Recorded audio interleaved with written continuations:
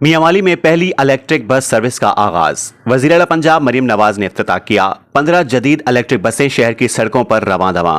Bus terminal पर charging station भी कायम। आवाम ने इकदाम को खुशाइन करार दे दिया। रिपोर्ट एम सईद बिशारती और आप देख रहे हैं आज तक। आज तक की वीडियोस देखने के लिए हमारा चैनल सब्सक्राइब कीजिए और बेल आइकन को क्लिक कीजिए ताकि आप हमारी आने वाली वीडियो से बाखबर रह सकें।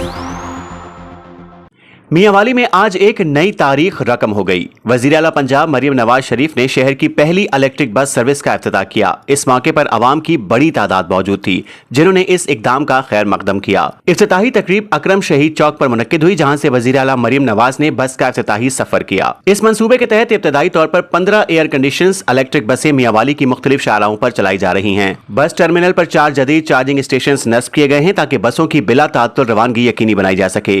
वज़ीर आला मरीम नवाज ने तकरीब से खिताब करते हुए कहा कि ये सर्विस मियांवाली की आवाम के लिए एक तोहफा है। ये न सिर्फ मयारी ट्रांसपोर्ट फराहम करेगी बल्कि माहौल दोस्त और कम खर्च सफर का जरिया भी साबित होगी। आवाम का कहना है कि ये इकदाम सफरी मुश्किलात कम करेगा, तलबा, खवातीन और मुलाजमीन के लिए खास सहूलत फराहम करेगा। हुकूमत पंजाब ने अंदिया दिया है कि इस मंसूबे को दीगर अजला तक भी बढ़ाया जाएगा ताकि सूबे भर में जदीद और पायदार ट्रांसपोर्ट निजाम कायम हो सके।